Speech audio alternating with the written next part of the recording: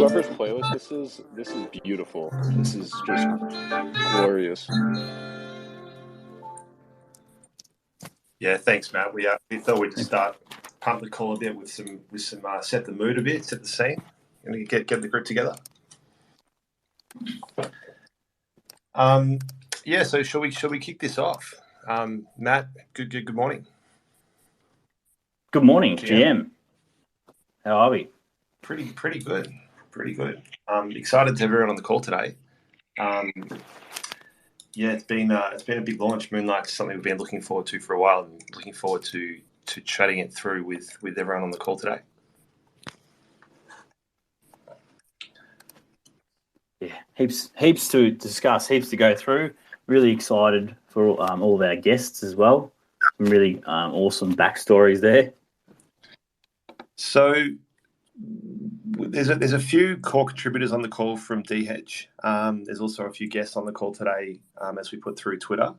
Why don't we just start with moving through the call with Convex. Convex, as a brief intro, has been managing on dHEDGE ever since the beginning, running one of the most successful pools on mainnet, and now has a second pool on Polygon. Welcome, Convex. Oh, we have to pull you up on stage. We still as a listener. Yeah, I'm just trying to get him up now. Are you there, Convex? Maybe just try bringing him up on stage again. Sometimes Twitter. There we go. Invite to speak. Here he is. There we go. Awesome. Can you hear us, Convex? Yeah, can you hear me? Yeah, here we go. All right, cool. Sorry, I had my mic off, which makes it difficult. Thanks for the intro. I have to admit, I was tuned out a little bit because I was trying to see how I could jump onto the stage. Did you want me to start with like a general overview or anything, or you were just introing me? Yeah, sorry, it was just my fault for not recognising you up on the stage. But we're all good to go. Yeah, so good to have you on the call. Always great for you to join us.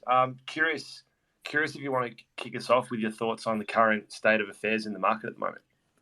Yeah, sure. I think in some ways it's interesting, in some ways it's boring at the moment, in the sense that we're pretty much just driven by like TradFi stuff, really. Like, as everyone knows, correlation with equities is super high, mainly US equities, which are, obviously correlated with bond yields, which have been ripping higher with the hawkish Fed, and the dollar, which has also been going fairly crazy with like against euro, yen,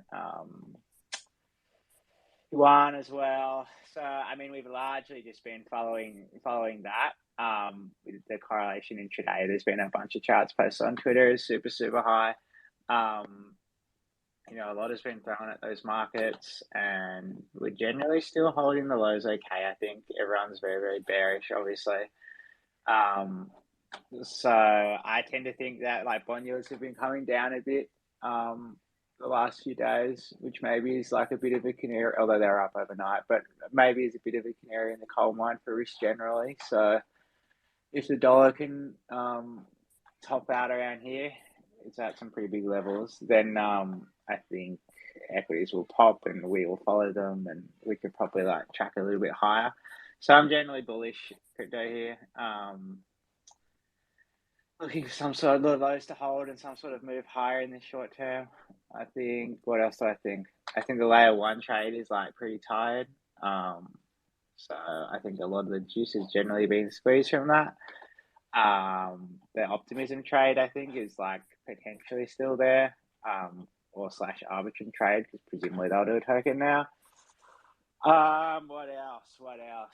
Otherwise, I think there's some stuff that's been outperforming or doing a lot better than other coins in the recent few months. So I think if we rally, you probably want to be in that kind of stuff, or probably ETH, which should still do okay in a rally, I think, because Nasdaq will lead probably, and people like the merge when the market's bullish, and they don't like the merge when the market's bearish.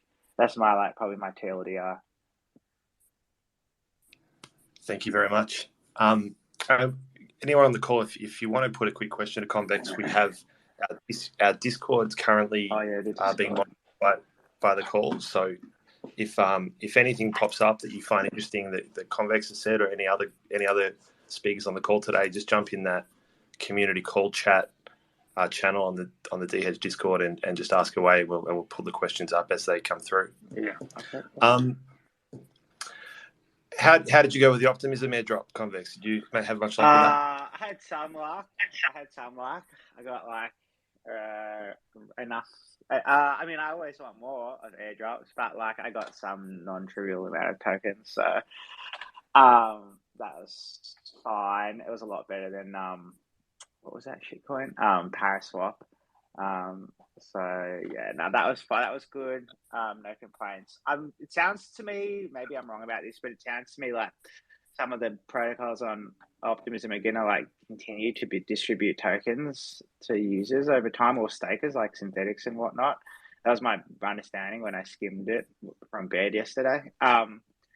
So that's good. In terms of the price action, I don't have a strong view of how it's going to play out. Really, I think I probably won't be eating in at launch. If there's some sort of reasonable dip, I'll probably dip by it.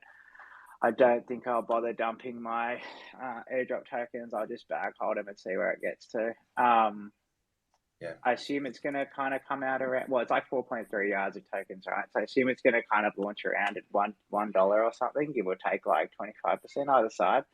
So I think it's probably a buy under 50 cents, and then a sell somewhere above I don't know, $2 or something, $2.50, something like that. That's solid. Sorry? That'd be solid if it gets up to 250. Yeah. Well, I mean, typically the modus operandi is always dump the shit out of the airdrops, take your free money, and move on. Which has generally worked reasonably well until Ape came along and threw that theory kind of out of the window.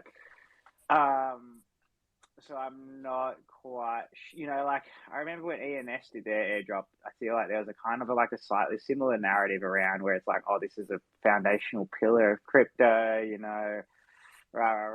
so important, etc. Everyone's going to hold these tokens because it's going to gain all this value. But if it stops going up or just stops moving for a while, people will still monetize because people want the money. Irrespective of what they actually think, or enough people will that it will become a momentum, self-fulfilling thing. So I kind of am thinking it'll be maybe some sort of combo between Ape and ENS. So it'll be a play it by ear situation. I am probably, as an aside, my current plan at least is probably to move all my pools onto Optimism, I think, is where I'm most likely going to go. The Polygon is a bit of a hassle, and ETH, the main chain, still has issues around fees and etc. So at some point in the next couple of weeks, I'll probably be withdrawing from those pools, and they can just stay as they are, probably long. And when I think the market's topped, eventually secular wise, I'll just sell it into everything to cash, but I'll be moving my stuff to Optimism most likely, and doing a single main pool there a bit more actively. Awesome. I think a lot of people on the Optimism community be happy to hear that. Just as a bit of background for those on the call, dHEDGE has been live on Optimism since mid-December, so running a few pools there now. I think total pool count on the platform is over 1,200. So. Gradually getting more and more momentum on the Optimism platform, and that's great to hear, Convex, that you're thinking about migrating over. Why not?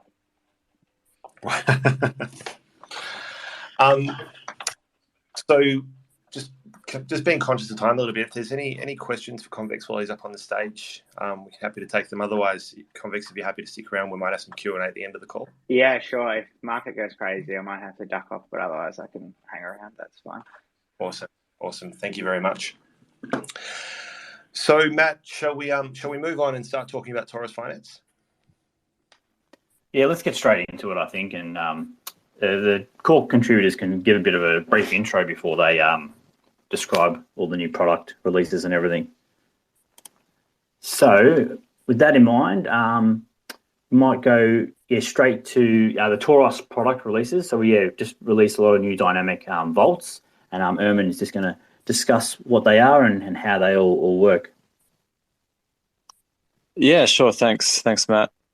Maybe just a bit of background on Toros and sort of why it was launched.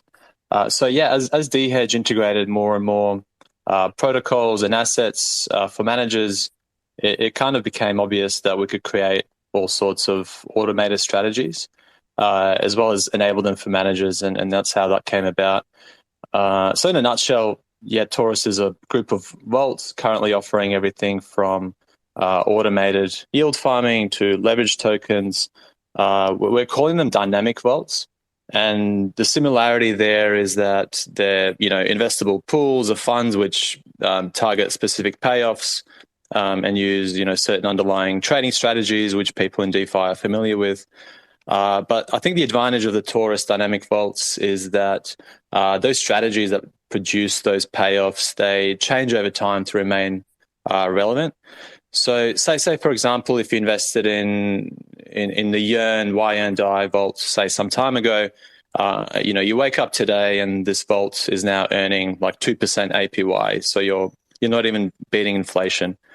So the state of DeFi at the moment is that people are having to constantly chase yield farms and, be searching for half decent yields, which, that can be fun. It can also be a full-time job. So, if that's your thing, that's great.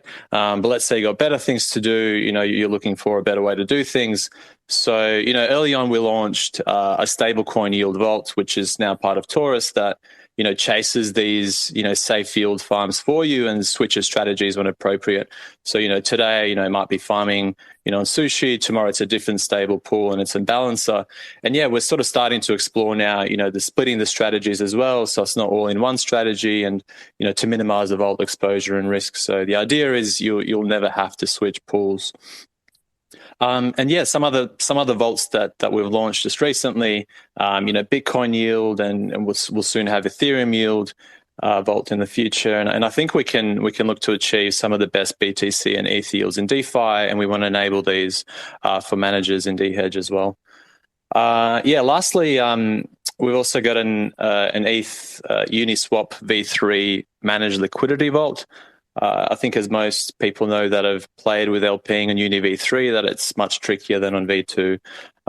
Both gains and losses can be amplified. So you kind of need to, think about your management strategy. The ETH managed liquidity vault kind of ensures to always stay in range. And it does this a little bit uniquely than some of the other strategies that are out there by expanding and contracting the LP range depending on volatility. And, you can get more efficiency there than like a full rebalance.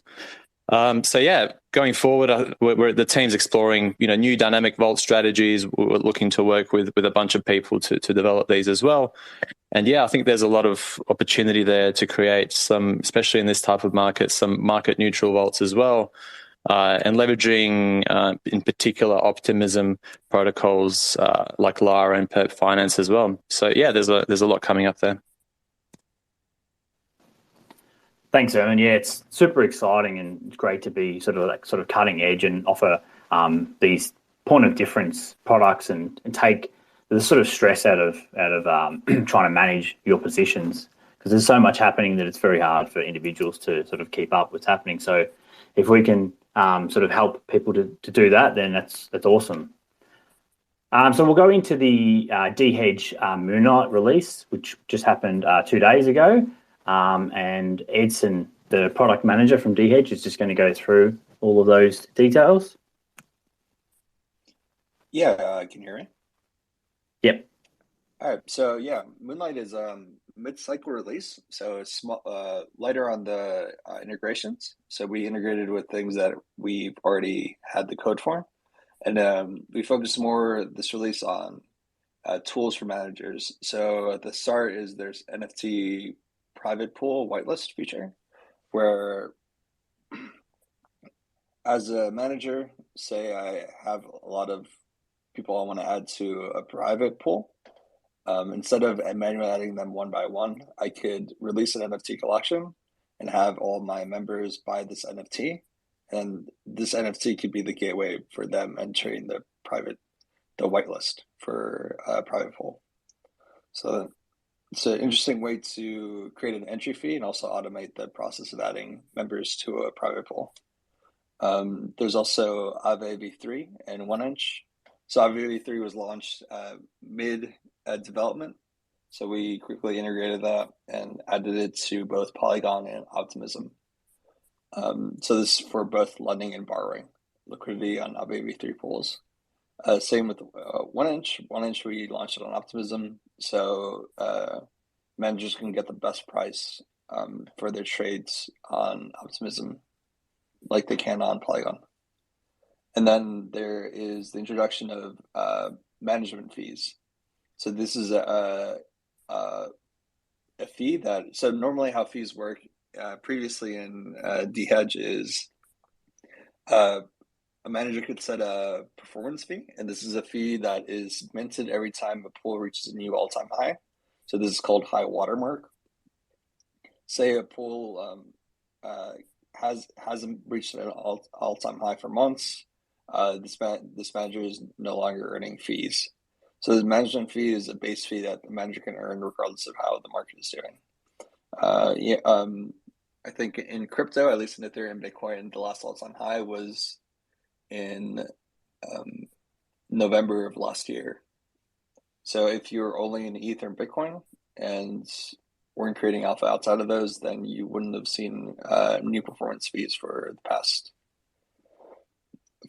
5-6 months. So this can help mediate with that and encourage managers to still trade, even regardless of market conditions. And the last is single asset withdrawal version 2. So the previous version of single asset withdrawal we had to remove due to some bugs that we found. This one also is a better UX. So it extracts, it does a normal withdrawal and then swaps all those assets from withdrawal into a single asset. So there's some slippage if you use this option that you have to keep in mind, and you can set your slippage tolerance in the UI. But yeah, there's you can withdraw into a single asset now. Both, this is only available on Polygon. It's being worked on for Optimism currently. Yeah, I think that's a really sorry to jump in. I think that's a really underrated feature, because just as an example, if you're an investor in a pool and the manager is doing some really interesting LP positions, or they're sort of locked up in a lending position on Aave, as the investor, if you withdraw your position in that pool, you'll get this massive bag of different positions and different tokens that you then have to go and unwrap yourself. So I think this feature just is a really big improvement on that experience. So to give the user an option, say, hey, do you want to just withdraw this in a single stable coin or something else? And I think that's going to be helpful for people. Yes, for sure. Yeah, that's the Moonlight release. Yeah, and we're also looking to, in the next release, to enable native deposits, native asset deposits. So if you come in and you've only got Matic, we'll wrap it for you, deposit it, exchange it to whatever the deposit asset is in the pool, and deposit it for you. So just trying to add features that make it easier for investors to enter pools and easier for investors to exit pools, which has been like one of the larger demands from the investors. And then just to go back to the NFT membership guard, yeah, we've had a lot of managers reach out to us that run private Discords or run private pools that also have an NFT. And so they've reached out and said, hey, we want to be able to guard our pools using our NFT collection. So we added this just a week or so ago. So that's another great feature. That NFT feature, I'm really excited for that because of some of the new opportunities it opens up, not just for community building and adding utilities to existing NFTs, or adding utility to an existing NFT, but also as an opportunity for new managers to generate sort of an additional income stream for them for like a pool entry fee, for instance.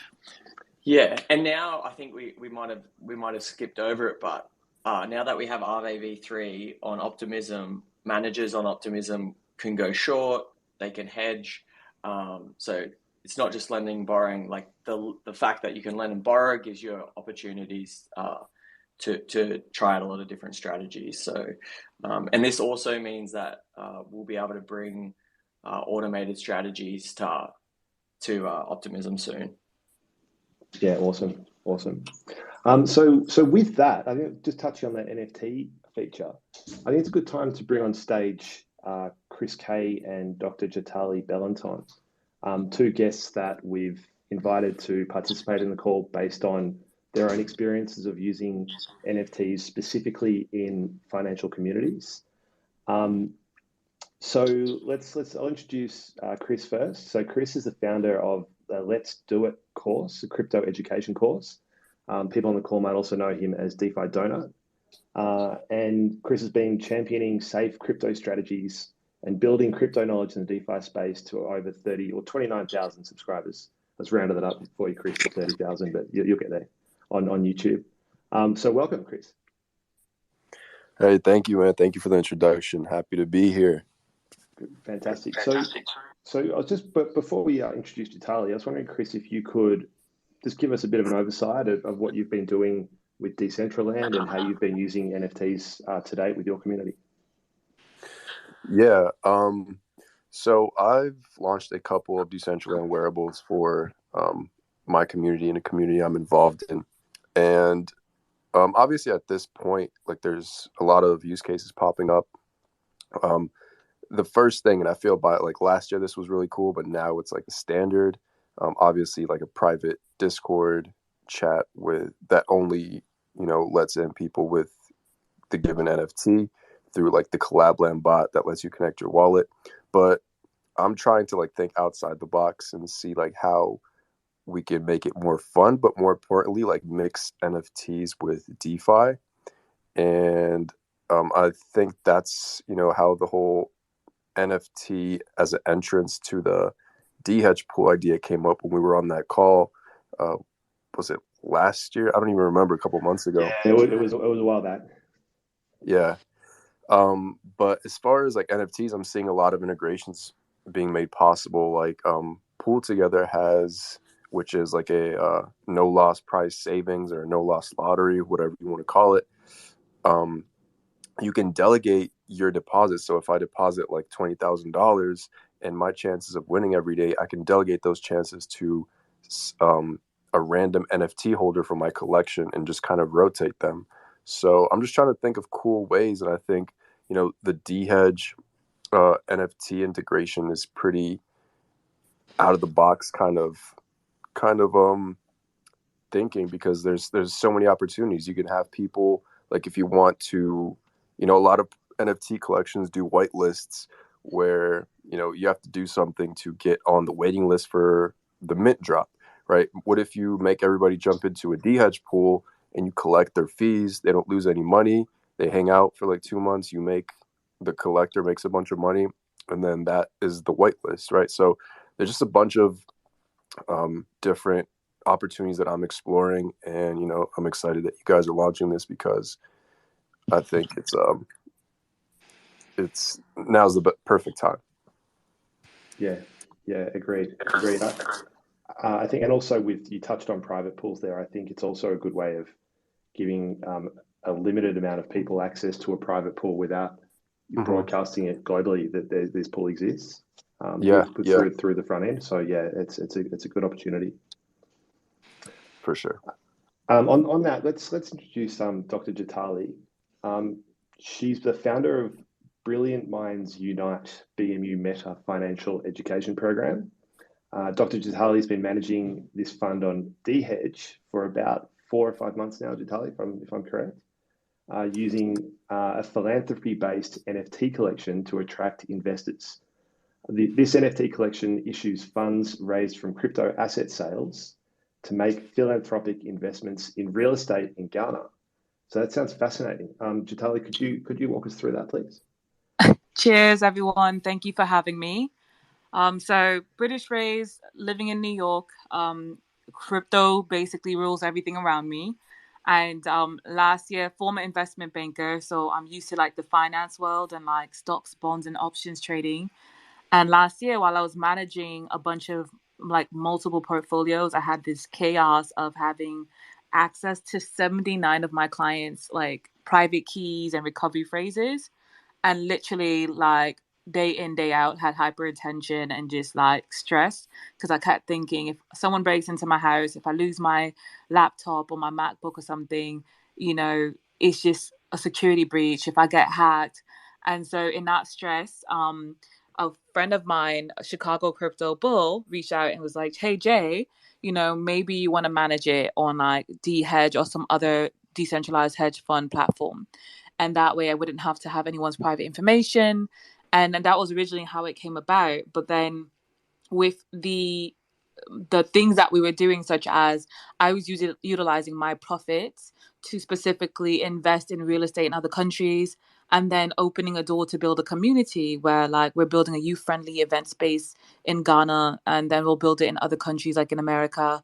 And I wanted to be able to not only be able to monitor who was part of the community, but also ensure that it wasn't people who were just going to come in and put $50. And I also wanted to create disciplined investors. And so I wanted to first focus the first 6 months of the project. February 1st was technically when I opened it to the public, or the basic public, in the sense that it's a private group, but people could join at that point.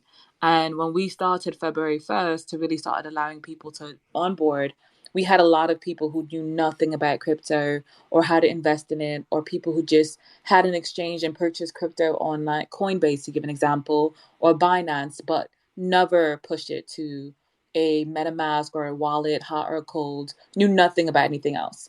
And so we literally were like teaching people about how to do so. And, prior to that, last year, when we first tried dHEDGE and a couple of other platforms, I noticed how astronomically ridiculous the gas fees for Ethereum were. And it was just like, you just try to push money, you do anything. And it's like, oh, $700, $300 for this transaction, especially if they're in California. And so I was like, we need to find a change, which pushed me to the Polygon network.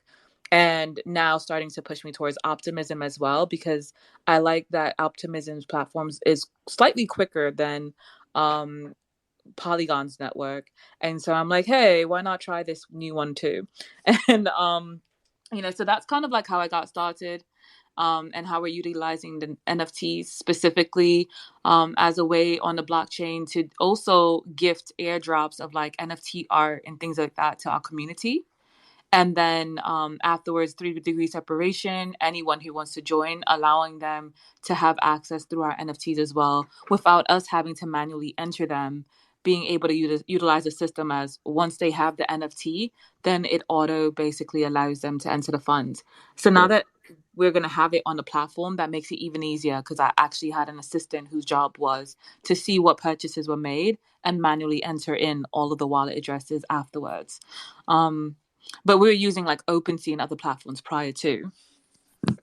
Yeah, right. So that's a good point you touched on about the manual process. So up to recently, as I understand, your pool has a minimum investment amount which you monitor, $1,000 or something, I think, to buy into your pool. Correct. So you've been manually monitoring those investors. Yes. So we have like 2 people on our team whose job literally was to ensure that anyone who entered the fund, if they put like $300, it would unwhitelist them, and they would have to like purchase an NFT again to re-whitelist to enter the fund again. And they would be able to, of course, pull out the money that they put in, but they would basically kind of like a penalization for not honoring what everyone else is doing in our community. And so that was like my first point. And then the second thing for us, besides manually doing so, was ensuring afterwards that they also had hands-on. Like we have about 7 trained people who understand the crypto space and liquidity protocols and things of that nature.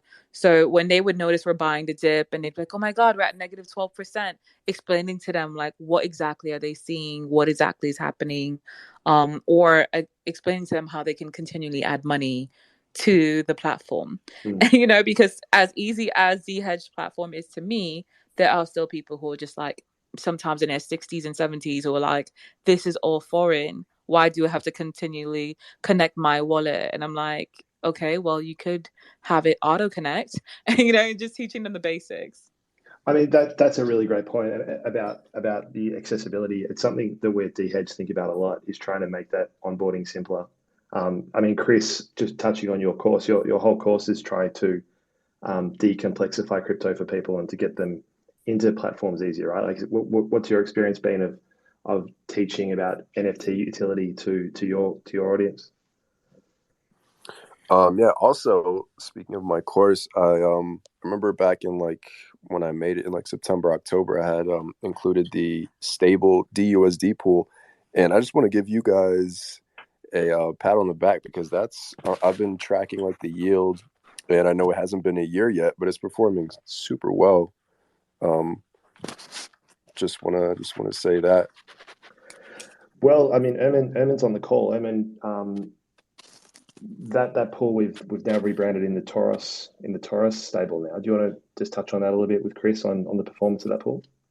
Yeah, really appreciate that feedback. So yeah, the idea is that over time, as we sort of enable more and more strategies and enable more and more protocols and more yield farms, that it'll sort of be more and more consistent. So yeah, the idea is just to sort of keep targeting the best safe yields that are available and sort of evaluating that, and then yeah, like I mentioned, in the future, even spreading out that risk so you're not sort of all in one. But yeah, thanks a lot for that feedback. Yeah. What was the other the original question? Sorry. Yeah. Thanks. I was just reflecting on Jatali's comments about onboarding and getting new investors into crypto and into dHEDGE specifically, and trying to simplify the process. Like we've in a previous release, we added an integration with Banksa so that people could onboard directly to Optimism or directly to Polygon with cash or fiat from their credit or debit card. These things like this are just trying to make it a little bit easier for people. And what from your course, Kris, do you see as being uptaken the most? What are people most grateful for when you teach them how to get into crypto?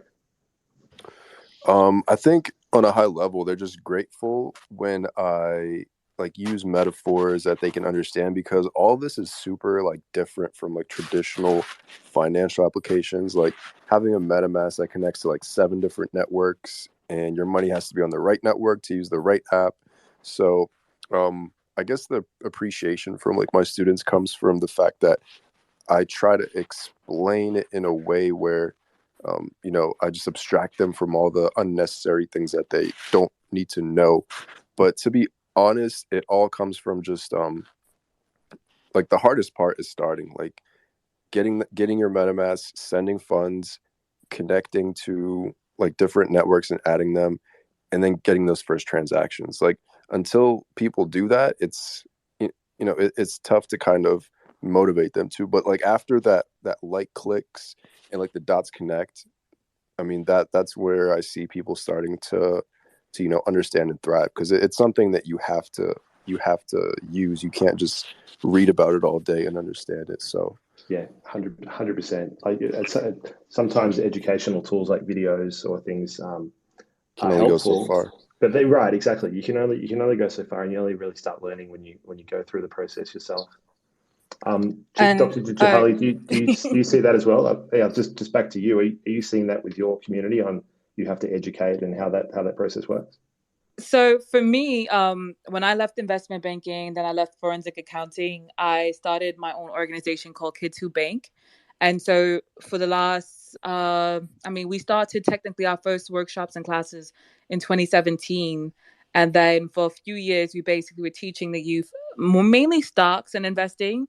And we've helped over 12,000 youth, 21 and younger, purchase their first share of a stock. And so this last year and a half, as I started to notice that I was given more permission in schools to mention crypto more, and showing them the importance of digital assets. We're now starting like a new campaign, which is to hopefully help. And this was going to be like no age cap, but help over 15,000 people purchase their first like crypto, rather it's Ethereum or Subcoin, Solana, or any altcoin, period.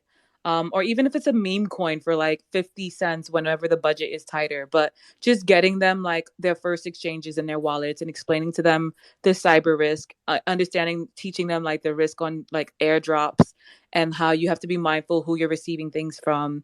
And so it's definitely been a journey. And so to the point that now we're starting to create like a college tour where we're doing this with college students, because I can't tell you in the last, like, I would say year, how many college students I've had who've reached out because of other programs they've seen me on, who are like, I think I was hustled, or I think this person taught me like the wrong networking to add like Polygon to my MetaMask.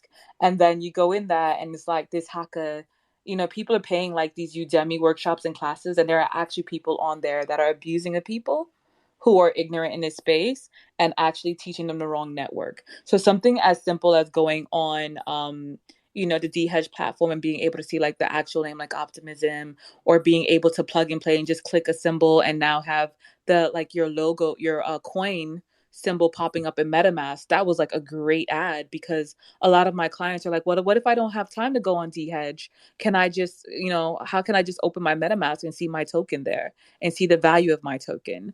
And so all of those things have been like great benefits, but teaching people this space, I feel like we're still in this infancy where people are learning how to crawl, and some of them know how to walk, some of them know how to run, but there's a lot, like I would say the majority is like 90+% people are barely learning how to crawl right now when it comes to this space. And then some of us who have been in it in a while, like Kris is completely correct. You have to do this, I wouldn't say baby talk, but it's like the simplicity and repetitive speech to kind of get them to the point where they fully understand what they're doing. Because people are just hearing influencers say, go buy this token, but then they don't know what kind of token is it? Is it a meme coin? Is this is this a stable coin? Why am I buying it? Is it because of circulation? And so like now we're trying to get them to understand like how they can utilize the blockchain for not just transparency, which is something that dHEDGE gives us. Like now you're not just trusting someone to take your money and invest it for you. dHEDGE is allowing you to see where your money is, how the pool is set up, how much of the percentage of what is going to where, what time we're doing trades. And now you're starting to also, the more you hear these terms, understand like HODL is not dyslexia, doesn't mean hold. It stands for hold on for dear life. Just these basic concepts. Yeah, right? There's lots to build. Like community building is a skill, and we have that as front of mind with the development of the platform. As an example, managers have the ability to share posts, either publicly or privately, on the platform to investors, and that features there specifically to give people an insight into the manager's thinking, so you can bring your investor journey with you through the journey, through to see your strategy in execution. Some managers use this very, very well. Others are still maybe learning about it, but it's a good way to share exactly those points, Jatali, on how to educate people. And I think like some of us, you sort of forget when you've been in the sort of blockchain DeFi space for a while, of like how kind of like scary and how much different things are happening. So I think it's great that we've got lots of people that are starting to educate the sort of masses and bring people on, because obviously it's still super early and it's sort of really game changing technology, and especially I think getting that next generation in and educating kids on blockchain, but not only blockchain, but financial stuff in general, because obviously it's not taught in schools, so people have no idea how to manage their money. So it's really important to get people to set themselves up for life. Just if there's any questions, we've got the Discord channel. I've been posting a few links to Kris K's course and Dr. Jatali's website as well. So if you jump in there, there's a few links for more information. I think Cry Wolf, do you have a question? Yeah. You guys hear me? Yeah. Yes. Loud and clear. I wanted to like emphasize the importance of the platform to have like a referral program. It's extremely important because only by having a referral program can we like hire people to market our funds. So you guys are talking about a referral program like it's really common in the fund industry to have a rebate. The one who brings you the client gets 5% of the performance fees you charge. It's extremely like motivating for the fund manager to go after people to get more funds for them, because not always the fund manager likes to talk to people. He wants to stay focused on investing and learning about the markets, and he doesn't want to talk with people, with clients. And having this referral would bring like a tool for the manager to like bring funds and also focus on his performance. Yeah, that's great feedback. We have looked into it, but yeah, we haven't prioritized it. But yeah, really good feedback, and we'll take that back, and we'll definitely start looking back into it. Because the main problem with managers, because many of the good ones hate to talk to people. They hate to talk to clients. They totally despise that part of the job. And bringing the fee would basically be a solution for the manager that doesn't want to do that job. Which is one of the main jobs of a fund, of a pool, is to talk to the clients, like explain to them what's going on sometimes. And just the posts, I think it's not enough. I think a more personal contact with the clients is much better. And this guy, which takes the referral rebate, would do this job. No, it totally makes sense, and everything that you say makes sense. It's with dHEDGE, because it's all on chain for security. It's quite difficult to implement, referral fees on a per user basis.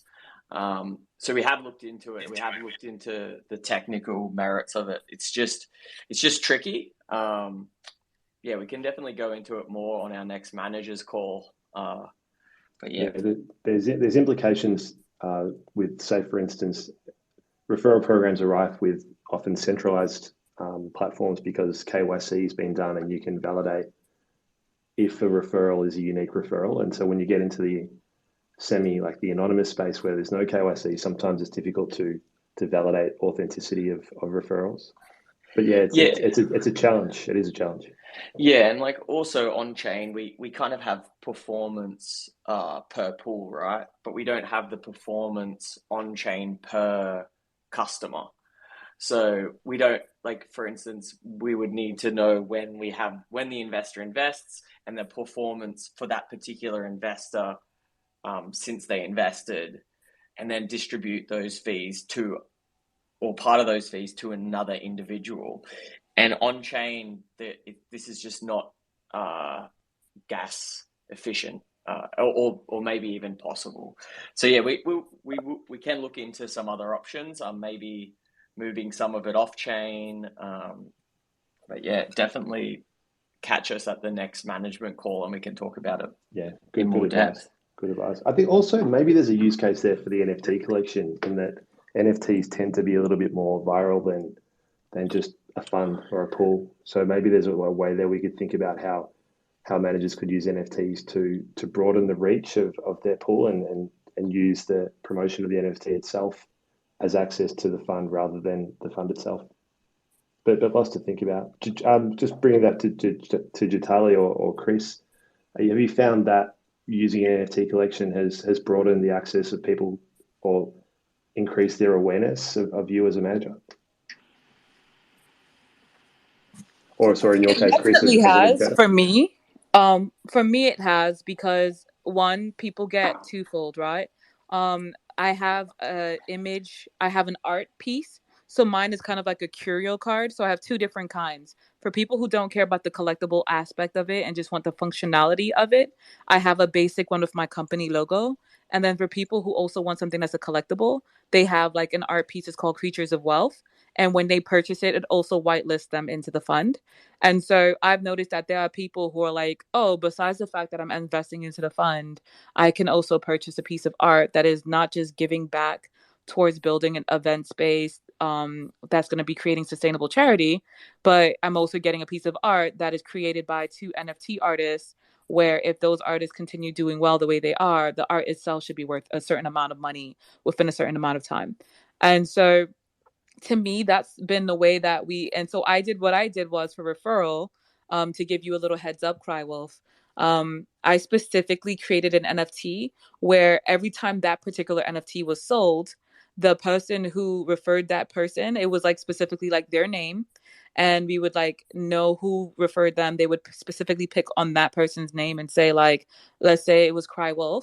It would say, Crywolf, the tier was, $500 to onboard, or whatever the price is, and then you would receive your portion. And it's all on the blockchain. It's using the NFT system. So that way there's full transparency. So although you're not getting a performance commission or incentive that way, but you're getting a commission percentage from the fact that the person signed up. And so to me, that was a little bit easier to do it in that mannerism versus trying to monitor per person and how they're performing. And so that percentage in that sense was way easier and way simpler, even for the person to keep track of. Like, okay, I see 20 people purchase my particular NFT, and their wallet address is in the fund, and you can see that their wallet address is in the fund, and everything syncs up, so I could see that they added money, and then the person kind of is able to show you like, hey, this is my Excel sheet of the people that purchased my NFT that I know entered the fund because of me, and I see that they initiated their 1,000, and then they receive their commission from it. Yeah, so you're saying basically just bring like. So you're saying I should make an NFT for the guy I want to refer to, Yes. and this guy sells the NFTs, which then I whitelist in my fund the NFTs, so I know that these NFTs is from the person I hired to like bring clients. Yes. But it's on your platform, so it's your platform. Rather, you're using whatever platform you're going to utilize, but you would just create a specific NFT with that person's name. So if you're using the NFTs on dHEDGE's platform, you would have that person's name or whatever code they're going to utilize, and if they have a nickname for their Operation Beta, and then every time someone purchases something from Operation Beta, specifically it's coming from this person. Okay. It's a good alternative. And I'm happy to help. So thank you. You're welcome. And I have another suggestion. I don't know, why can't we do it? If you guys could like just explain this. Why can't a fund invest in another fund inside dHEDGE? That's a great question. So, actually, yeah, Jakey. We actually do have this. There is the case where you can.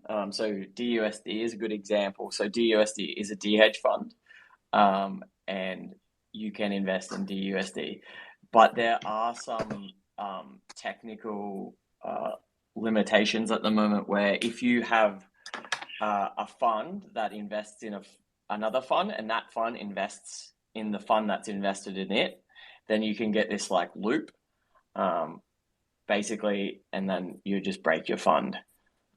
So yeah, it's like a fund of a fund issue, where you could say you have a fund, you invest in one of your friend's funds, and then your friend invests in your fund. We can't generate a price for the fund anymore, and it would just break your fund. So the reason we have dHEDGE Inception. Yeah, dHEDGE Inception, effectively, exactly. So yeah, the so block break. What's that? Would we break Ethereum doing that? You wouldn't break Ethereum. You would just break your own pool.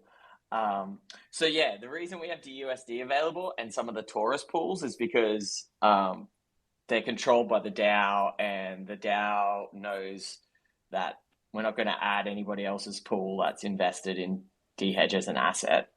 But again, this comes to where there are some restrictions on chain as opposed to like just having like a centralized managed services or managed fund system, where actually ensuring that this doesn't happen isn't as easy as it may seem. So yeah, that's the main reason. But yeah, what incentives would the manager have to break his own pool if you had this mechanism? Well, there's no incentive, I guess. But so why would he do it? By accident, maybe. And then the investor funds would be locked because once. So one of our main, our thesis is don't allow managers to lock up investor funds. Like investors should always be able to have liquid access to their funds. So yeah, one of our principles is to avoid this. We have talked about having pool groups, so having the ability for investors to invest in a group of pools and then rebalance automatically as an option, but it hasn't been progressed yet. Just being a little bit conscious of time, are there any other questions from the group while we just continue this conversation? Feel free to jump in Discord or put your hand up and we'll pull you up on stage. I think there was one question from Zoa. Yes. Good evening. How are you? Good. Welcome to the stage. Thank you. Good evening to everybody, and shout out to all the hosts and the co-hosts. I just wanted to give salutations to Kris K. I'm actually involved in his community or within his community, and I got into crypto seriously. I'll keep this like short and nice. I got into crypto seriously last year, October, and taking this course, I've learned so much, and just based on his knowledge and his sharings, even to be ahead of the game, so to speak. You know what I'm saying? There was a time where I remember I was trying to basically bridge funds to from Ethereum to, I think, Arbitrum, and I was asking around, like what to do, like probably like 7 different discords, and nobody knew how to do it or even really heard of Arbitrum or optimism. You feel me? And according to Kris's teachings and knowledge, like I was able to be aware of that way beforehand. Then like I guess I'm not gonna say everybody, of course not everybody, but the majority of people involved in the DeFi space, and I'm also aware of that somebody that took this course, who started crypto, I think literally last year around the same time as me, if anything, they're now currently working in DeFi full time, and they left their current job to do that, you know. And it all comes from Kris's knowledge and his teaching and his helpings. So I'm just grateful and thankful. That's it. Awesome. I just want to give my salutations to him. That's it. Congrats, Kris. Awesome. Awesome. Yeah, awesome. Love these stories. They're the best. So. And as a side note, as a side note, I'm about to start getting into coding pretty soon, so I can develop some maybe not myself, but anybody that needs help developing on Ethereum blockchain. I'm studying Solidity in a little bit, and then also I think Terra. I'm gonna mess with Terra a little bit with Rust. Awesome. After I take this programming course for like JavaScript stuff and stuff like that. Well done. So guys, Kris, that sounds like an invitation for you to start managing on dHEDGE. What do we have to do to get you to set up a pool? Yeah, I've been thinking about it for a while. I'll join up sooner or later, I'm sure. I just haven't gotten around to it. But I mean, yeah, we'll see. I'll definitely be around though. Awesome, man. That's a bit of an alpha leak. It sounds like of a pending new top of the line pool coming to dHEDGE. Kris, would you choose Polygon or Optimism? Yeah, that's what I was thinking about right now. I've been browsing the site and I'm not really sure. The one thing I don't like about Polygon is like in the past, you know, there has been like some network instability, and I remember not too long ago it was down for like hours on end, and I feel like as a fund manager, especially with like volatility in this space, I don't know if, you know, that might be a good idea. But yeah, we'll see how Optimism develops and stuff. Maybe I'll play around on both, but yeah, maybe Optimism actually. I'm not sure yet. Awesome. Heads up, Kris, just so to let you know, on a sidebar, there are a few websites that I can give you where when Polygon's network itself is down, that will still allow you to bridge a few hacks that will still allow you to bridge and pull money in and out, even when they seem to be having issues. So we'll talk about that sidebar though, a little bit later. If that helps. Well, Jatali, feel free to add that to our Discord for everyone else who's on the call who might be interested in those comments. Okay, brilliant. We'll do. So, just with a couple of minutes left, Jake, who's one of the core contributors in the Solidity contracts team, did you want to wrap up the call and give some reflections on the state of dHEDGE? Yeah, Jake, that'd be awesome. Yeah, so it's been a really good couple of months for us. As Matt was saying, like we've got Aave v3 on Optimism now, which provides managers with heaps of options with regards to lending and borrowing. We've got some other great integrations coming up. We've got Arrakis on in development at the moment. We've got Lyra. We're working on native asset deposits and native asset withdrawals, which will be great, make things easier for newer investors. We've got our NFT membership guard now, which makes it easy for managers to have private pools. What am I missing here, Jake? What else are we up to over the next few weeks? One probably important thing we should say is about with revamping the DHT tokenomics. So we've done lots of brainstorming and got lots of ideas. We've just got to put them all together and get that out there. But looking forward to completely revamping that with lots of extra utility and presenting it to the community. There's also one other thing that Matt Moscadro might want to have a quick comment about, who's just pulled up onto the stage. Oh yeah, definitely. Thanks guys for having me. Number one, coming over from the synthetic side. Probably two big questions. First one's going to be, when are we going to see the synthetics debt mirror index token on Optimism? Soon. Very, very soon. Interesting. Very soon. And then probably my second question is going to be, when are we going to see some integration with futures, Lyra, polynomial? Some of the deeper things in the synthetics ecosystem now. Yeah, so I'm catching up with one of you guys on Friday to talk about futures and the integration. We're with regards to collateral shorts, we're a bit hamstrung at the moment because of some technical limitations that are being worked on. But yeah, so we're catching up. We'll talk futures on Friday, see what an integration looks like, and then we'll probably be able to give you a better time frame on that. Awesome. Thanks, guys. I appreciate it. Much love. Thanks, Matt. Always good to have you on. Yeah, thanks for coming on, hey. Appreciate everyone. Thanks, Dr. Jatali. Thank you, everyone, for coming on today. It's been awesome. Had a good turnout. We'll try and do these more often, hopefully. 100%. And thank you, echoing guys. Jake's comments, thank you, Convex. Thank you, Kris K, for coming on. Anytime. Thanks for having me on. And, thanks a lot. Great discussions. Thank you to the core contributors. Right on 9. Where's that music to lead us out, Jake? Yeah, let's do it. Let's play some exit music. Get that elevator music going. Yeah, come on. Everyone's sticking around for the elevator music. Later, everyone. Thanks for having me. Bye. Thanks, guys. Later. See ya.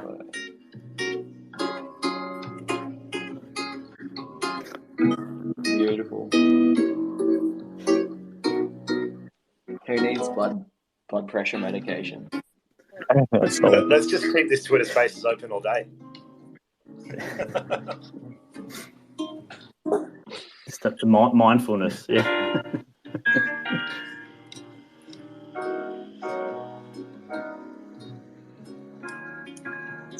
It's great music to check your